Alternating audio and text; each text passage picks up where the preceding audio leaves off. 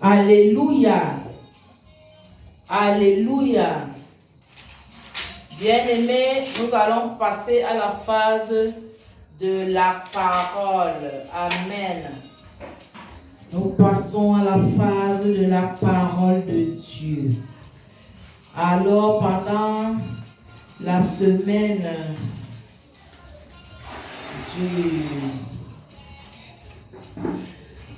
du 25 au 31, nous avons fait 3 jours. Tu peux venir prendre ça, tu vas dépouiller les premières enveloppes. Alléluia. Donc tu vas dépouiller les premières enveloppes et c'est sur ça qu'on va prêcher. Amen. Donc, nous avons, pendant la nuit du 31, nous avons donné des enveloppes qui devaient être remplies. Et le dimanche, le premier dimanche du mois, ces enveloppes ont été retournées. Parce que nous avons fait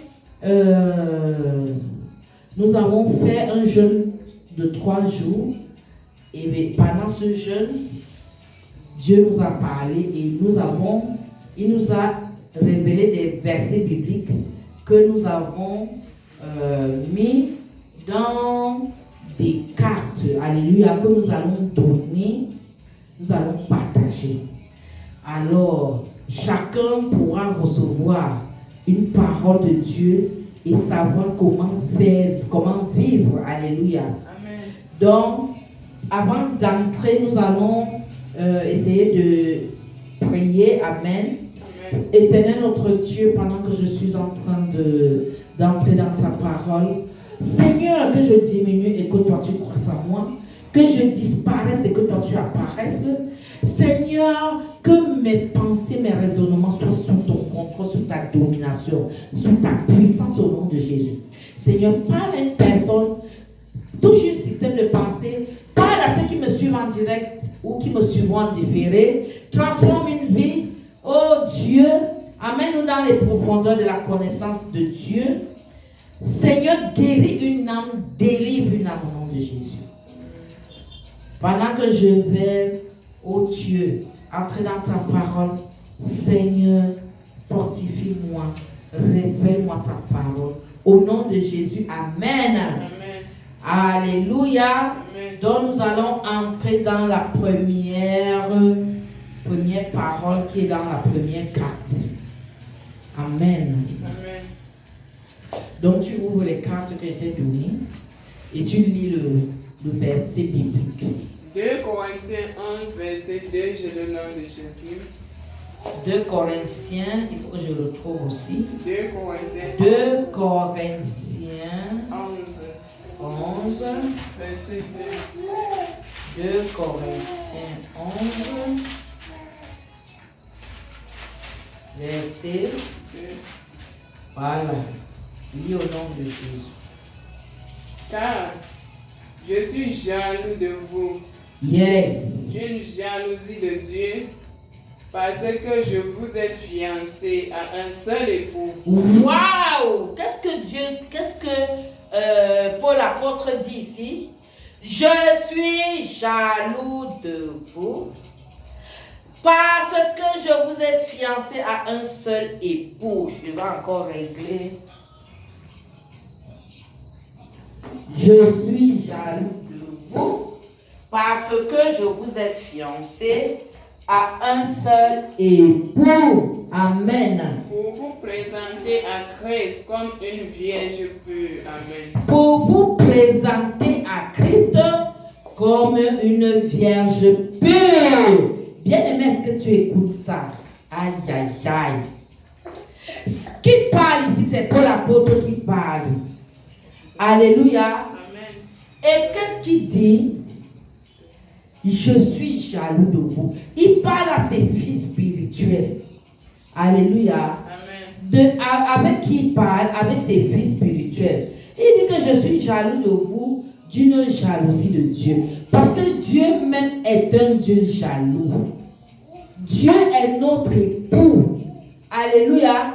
Et un époux est toujours jaloux de son épouse, non? Amen. Un époux est toujours là que son épouse ne va pas ailleurs. Donc nous-mêmes, nous ne devons pas aller vers d'autres dieux. Nous devons être fidèles. Comme une épouse est fidèle et qu'elle ne fasse pas elle ne soit pas adultère. Amen. Donc, pour l'apôtre dit qu'il est jaloux de ses enfants. Alléluia, des âmes de Christ. Comme d'une jalousie de Dieu parce que nous a fiancés à un seul époux. Et cet époux, c'est qui? C'est Jésus-Christ. Il nous a fiancés, c'est pour nous présenter à Christ comme une vierge pure. Bien-aimé, est-ce que tu sais que quand tu es déjà en Christ, tu deviens vierge? Amen. Quand tu es en Christ, même si tu avais forniqué, même si tu avais fait quel péché, là, Dieu te renouvelle. Tu deviens une nouvelle création. Tu deviens une vierge pure. Amen. C'est très important. Alors, deuxième parole. Ézéchiel 16, verset 8, de le nom de Jésus. Ézéchiel, verset 16, 8. Lis au nom de Jésus. Ézéchiel, verset 16. Chapitre 16, verset 8. Ok. Je passais près de toi. Je te regardais et voici ton temps était là. Yes. Le temps des amours. Yes. J'étendis sur toi le pan de ma robe. Alléluia. J'ai écrit comme un médecin. Alléluia. Qu'est-ce que Dieu... Est-ce que tu ici là? Voilà, je relis le verset 8 de chapitre 16 d'Ézéchiel. Je passais près de toi. Je te regardais et voici ton temps était là. Le temps des amours. J'étendis sur toi le pan de ma robe. Je couvris ta nudité. Je te jurai fidélité. Je fis alliance avec toi. Dit le Seigneur, l'Éternel, et tu fus à moi. Amen. Est-ce que tu comprends ça, ce que l'Éternel dit de toi? Amen. Aïe, aïe, aïe, c'est fort. Tu es l'épouse de Christ. Tu es l'épouse de Christ. Alors, donc Dieu parle ici, il compare Jérusalem sous l'emblème d'une femme prostituée. D'une femme qui a péché. C'est comme ça que Jérusalem, il compare Jérusalem. Jérusalem, c'est sa nation. Amen. C'est la nation d'Israël. Avec le temple qui avait été construit en Israël. Le temple d'Israël qui était construit à Jérusalem. Amen. Alors qu'est-ce que Dieu dit? Je passais près de toi. Et je te regardais et voici ton temps était là. Ton temps était déjà arrivé. Le temps où tu devais me consacrer ton temps. Où tu devais revenir à moi. Où tu devais... Parce que quand tu as ton fiancé, tu as ton époux. Est-ce que tu dois rester éloigné? Jamais. Tu ne dois pas rester éloigné. Voici le temps. Voici le temps qui était arrivé. Le temps de quoi? Le temps des amours. Le temps des fiançailles. Alléluia. Amen. Et n'oublie pas que nous aurons les noces de l'agneau. Nous allons faire le mariage. Donc Dieu nous attend. Nous devons nous préparer. Hein? Comme une épouse qui s'est parée de son vêtement. Tu dois avoir un vêtement blanc pour assister à ce mariage. Amen. Et c'est pour ça que Dieu dit, j'ai tendu sur toi le pan de ma robe. Amen. Je couvre ta nudité. La nudité, c'est quoi le péché? C'est-à-dire le péché dans lequel on se trouve quand on accepte, quand on se répand là. Hein? Dieu nous recouvre par son vêtement. Et c'est un vêtement blanc pour couvrir, pour nous arracher de ce mauvais habit qui nous rend nus. Le péché nous rend nus. Alléluia. Et Dieu nous enlève de cette situation de péché pour nous amener, parce que c'est les ténèbres, pour nous amener dans la lumière. Et il change la couleur de notre vêtement. C'est pour ça que la Bible dit qu'il étend sur nous le pan de sa robe. Il met sur nous sa puissance. Sa puissance là, c'est ça le vêtement blanc. Alléluia. Et je couvre ta nudité, je te jurerai fidélité. Dieu, lui, il est toujours fidèle. Mais c'est nous qui partons encore à nos anciennes vomissures. C'est pour ça quand on demande que le salut, est-ce que ça peut se perdre? Les gens disent que oui, on peut perdre le salut. Mais ce n'est pas Dieu. Ce n'est pas du côté de Dieu. Dieu, lui, il est toujours fidèle avec toi. C'est toi qui vas te sentir indigne, sale, et tu vas t'éloigner de la présence de Dieu. Amen. Et quand tu t'éloignes de la présence de Dieu, Dieu te ramène et tu continues à t'éloigner. À un moment, Dieu va se fatiguer. Alléluia. C'est pour ça qu'il est écrit que ceux qui ont une fois connu la grâce de Dieu et qui vont maintenant souiller cette grâce, pour eux maintenant la repentance devient compliquée. Tu vois quelqu'un qui n'arrive même plus à se repentir à cause de trop de péchés. Amen. Amen. Donc Dieu dit, je fais alliance avec toi, dit le Seigneur l'Éternel, et tu fis à moi. Dieu fait alliance avec toi par le sang. Alléluia. Et tu lui appartiens. Il t'enlève des ténèbres pour t'amener dans la lumière, à l'admirable lumière de Dieu. Et tu lui appartiens. Tu deviens son épouse. Alléluia. Parce qu'il t'a doté à grand cri et à ça qu'il a perdu. Amen. Bien aimé, on continue. Un autre verset. S'il y a l'autre verset. Ésaïe 62. Ésaïe 62. Verset 4. Ésaïe 62. Ésaïe, c'est avant Jérémie. Ésaïe 62.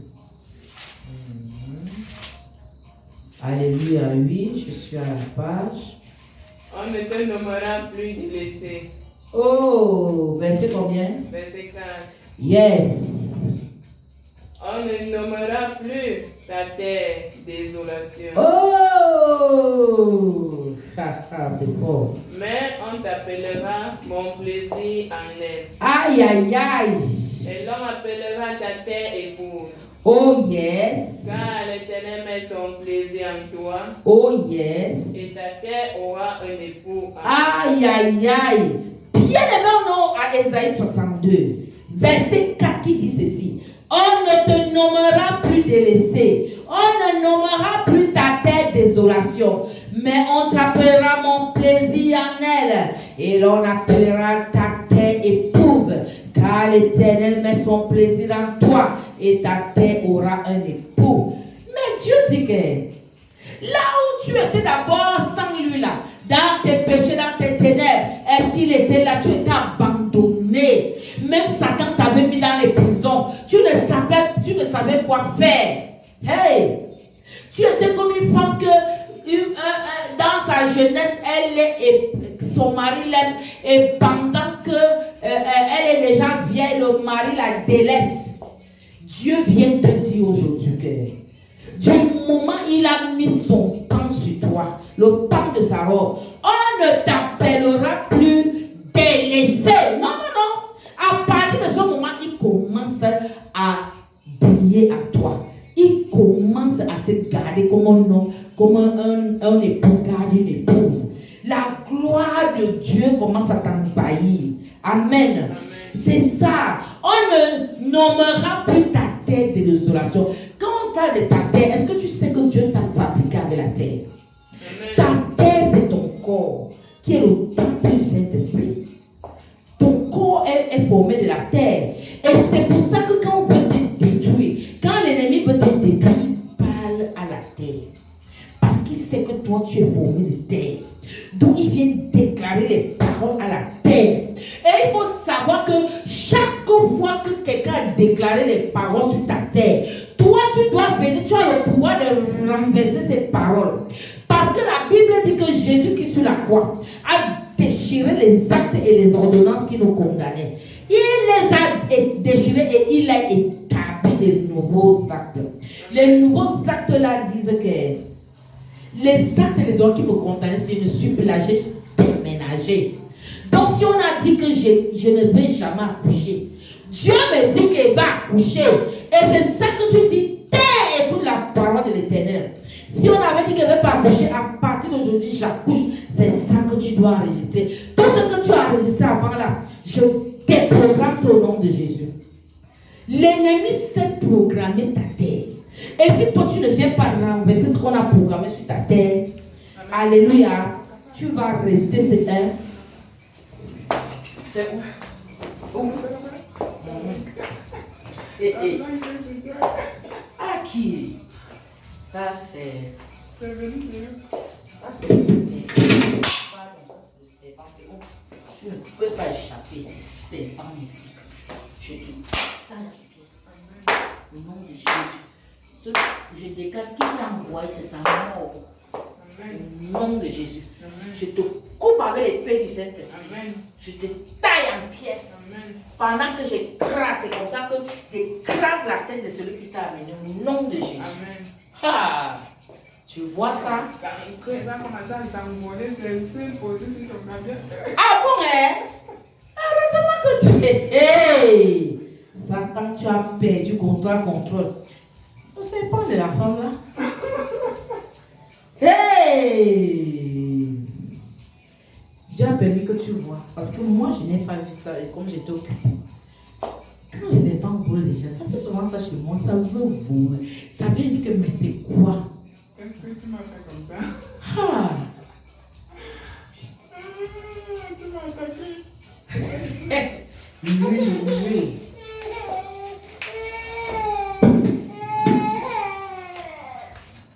On parle feu sur vous.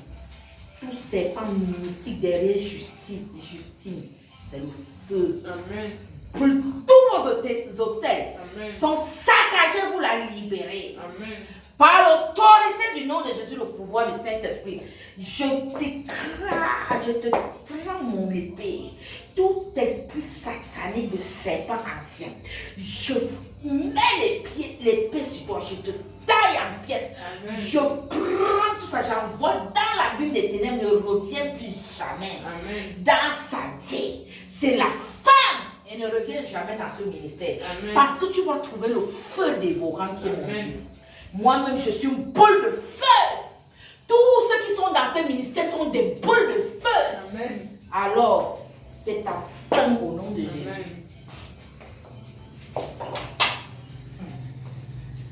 Jesus, tu vois. Papa. Moi, j'ai habitué au papa qui vole. J'ai dit que chez moi, ça vole, ça vient vers moi. Je vois comme ça que ça vole, ça vient. Parfois, c'est parti. C'est pour ça que tu m'as vu faire ça, non? Parce que ça vole sur ça veut sur mon nom. Quand il fait comme ça, ça tombe. Mince. Je suis habitué à ça. Alléluia. Amen. Donc, il n'aime pas entendre ce message. Que nous sommes l'épouse de Christ. Amen. Nous avons été fiancés à Christ. Alors, ton époux, tu dois causer avec lui. Tu dois avoir des moments d'intimité où tu lui parles.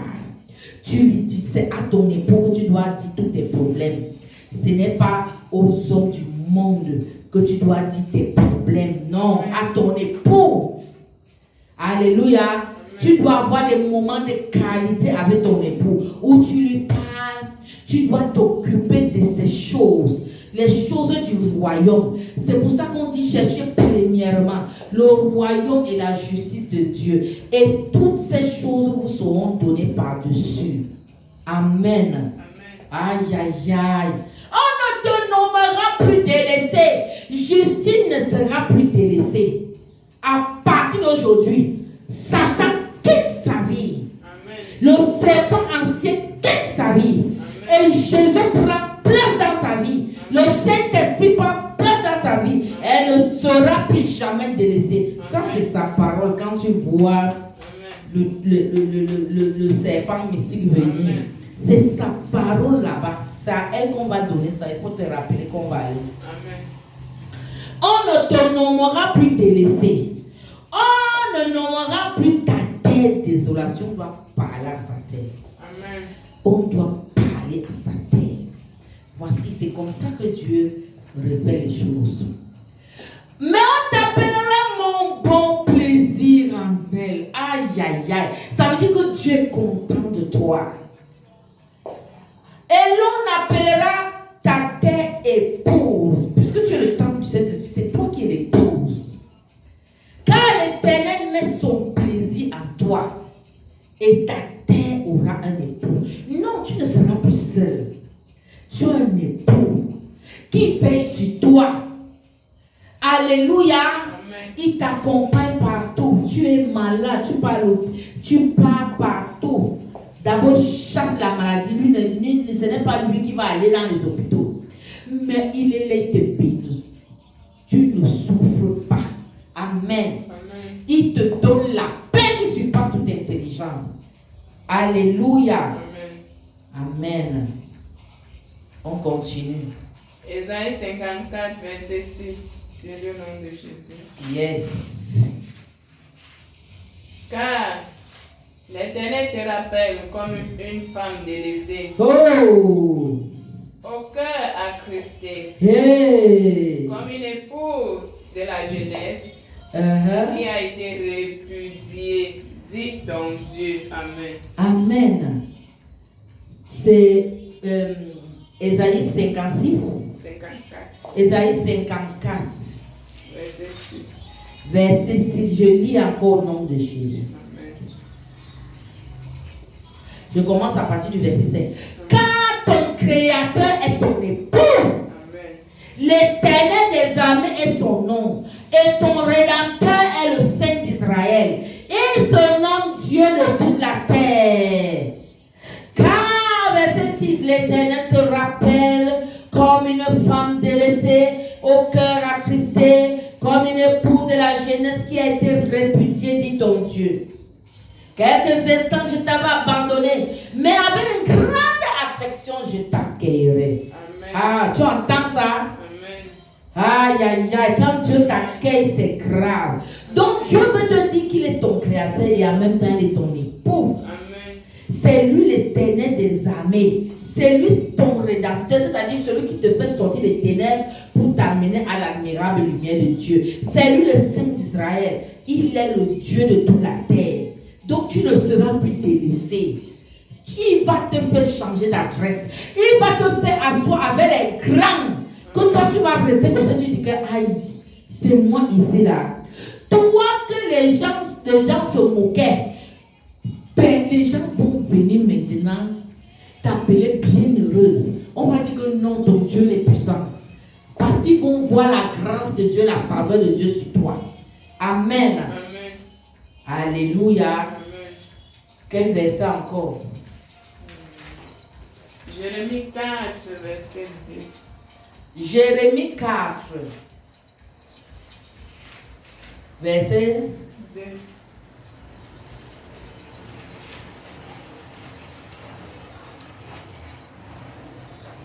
Yes.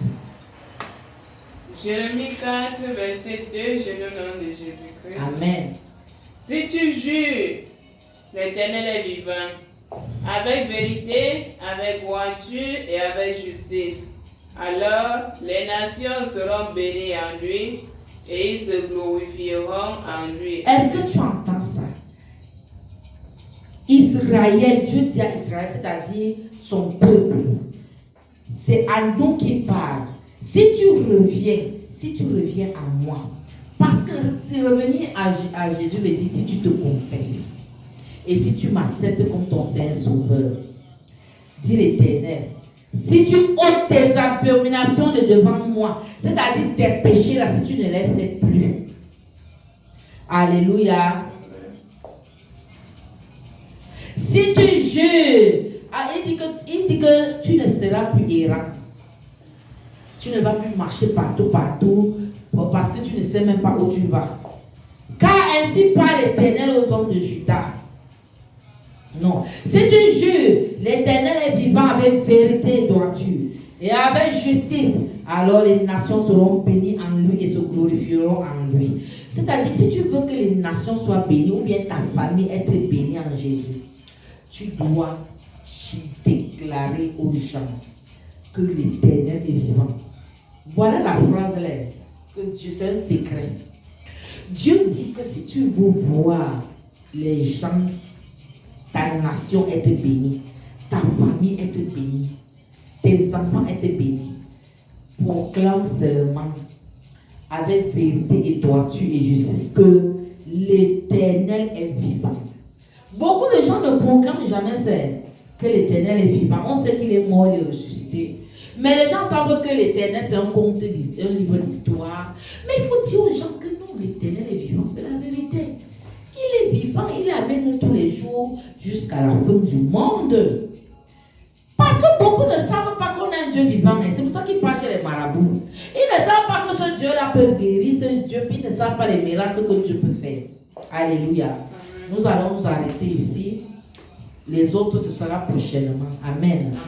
Bien-aimé, tu as suivi la parole de Dieu. Les instructions que Dieu te donne, ce que tu dois faire, parce qu'il est ton époux, il est ton créateur. Tu étais délaissé, il change ta vie. Bien-aimé, il te dit de marcher avec droiture, il te dit de marcher avec vérité, il te dit de marcher avec justice, il te dit de chercher premièrement le royaume et sa justice. Et tout ce que tu veux là, mariage, bénédiction, travail, tout ça va venir. Commence à parler à Dieu, commence à prendre des engagements. Que toi tu prends l'engagement de chercher le royaume et la justice, et tu sais que tout ça, tout ce que tu as droit, ça va venir. Parce que toi, tu sais déjà que le Seigneur est ton époux. Et tu sais comment te comporter devant ton époux. Ouvre ta bouche et commence à parler. Mon Dieu, mon Père, ce soir, pendant que Seigneur, nous sommes devant pendant que nous sommes devant le trône de la grâce, mon Dieu, mon Père, nous venons, oh Dieu, te bénir. Nous venons, oh Dieu, Seigneur, nous humilier devant toi. Seigneur, nous savons, Seigneur, que tu es notre époux. Nous avons été fiancés à un seul époux. Oh Yahweh, tu es notre Dieu. C'est toi notre Créateur. Seigneur, oh, chaque fois que Seigneur, nous t'avons ignoré, nous ne t'avons pas accordé du temps, des moments de qualité dans l'intimité et dans la communion, Seigneur, nous demandons pardon.